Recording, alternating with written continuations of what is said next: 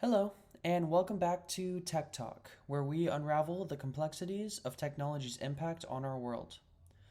My name is Stephen Taylor, and today we're examining thought provoking sources, exploring the delicate balance between technology and sustainability.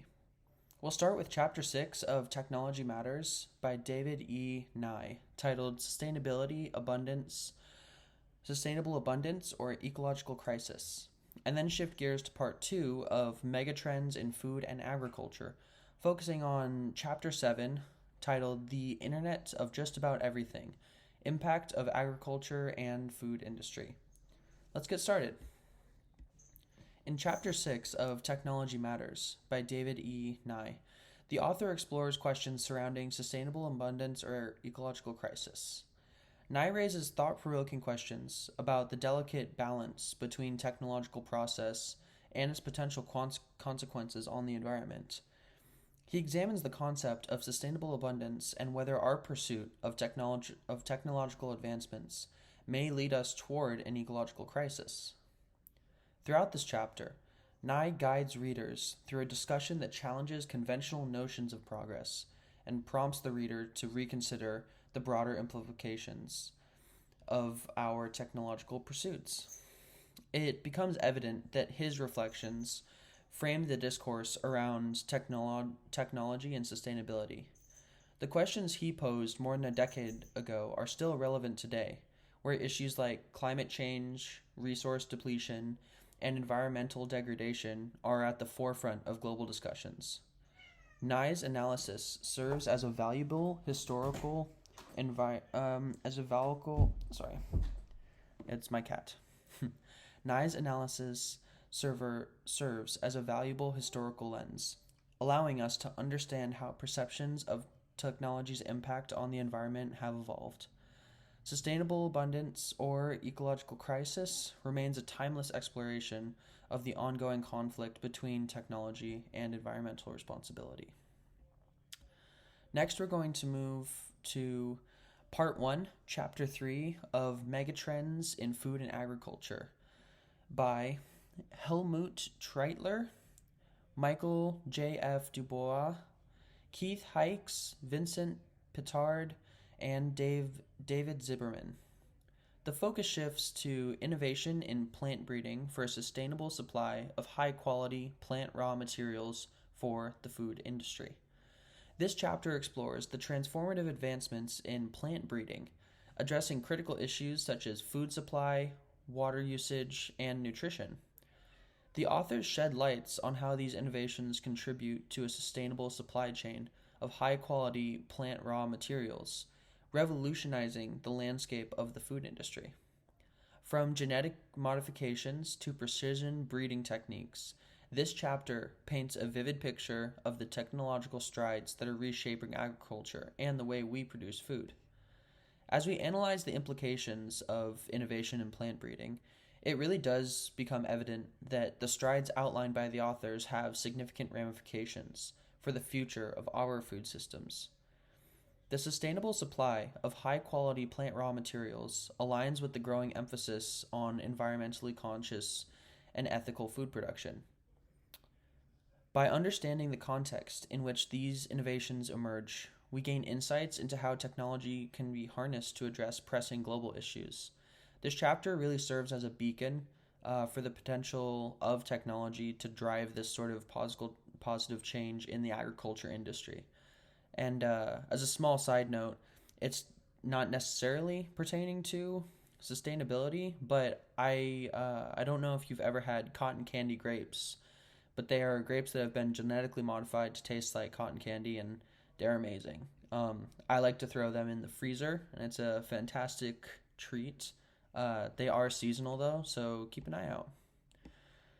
All right, next we're going to shift back to Chapter 7 of Megatrends in Food and Agriculture, titled The Internet of Just About Everything: Impact of Agriculture and Food Industry. The authors explore the transformative influence of the Internet of Things, or IoT, on agriculture. The chapter really dives into the web of smart framing practices, data driven decision making, and the integration of IoT into the supply chain. From precision agriculture to real-time monitoring, the authors paint a vivid picture of how the Internet of just about everything is revolutionizing the way we approach farming and the production of food. It really navigates sort of the intricate ways of how technology is shaping the future and sort of frames it as an agricultural landscape. The coolest thing that I myself have seen as far as technology and farming is a machine that uses cameras and artificial intelligence to detect weeds in potato crops, and actually they zone in on the weeds and eliminate them with these heat lasers. It's really cool, and it's a really fast way to clean the crops. Technology is really impacting farming, and the invention that I actually am doing for my final involves the agriculture industry as well. I believe there is a lot of room for improvement, specifically in this area. Lastly, I am going to highlight the podcast. So the spotlight really of the podcast is on a company called Spyber, which is a company creating a buzz with their groundbreaking synthetic spider silk. And don't worry, no spiders were harmed in the making of the silk marvel. But why not harvest silk directly from spiders? Well, it turns out spiders in a factory setting would be like a free for all. Spiders are carnivorous and would eat each other. And did you know that spider silk is the toughest material for its weight? So this company Spyber, which is a company based in Japan, is adopting a Tesla-style approach, crafting premium products like jackets and t-shirt with a price tag reflecting this innovative process. But by Tesla-style approach, I mean they are creating this premium product that in time they hope to work their way down to make it more affordable for the mass markets.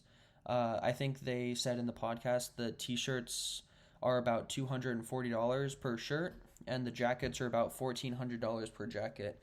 So definitely not available to the mass market in this moment in time. So the host, Manuela Saragosa, is prompting a couple of these experts with questions, and what we found out is that if you wanted to make all of the world's nylon without sugar, it would only require 1/4% of the sugar available globally. So fear not, there's no need to fret about impacting our food or the farming industry. And it might have unlocked the key to sustainable plastics. So the expert that she interviewed said that unlocking sugars from biomass, and finding these abundant sugars in wood, she said approximately 70% of wood is sugars, and it's this sort of treasure trove for sustainable materials. Yeah, but it was really fun exploring some of these new innovative techniques being introduced to the world. As an environmentalist myself, it does make me happy that there are so many people working towards a more sustainable future. Once again, I'm your host, Stephen Taylor, and this has been Tech Talk. Thank you for joining me on this journey, as this is my last podcast, and have a great rest of your week. Here's to finals.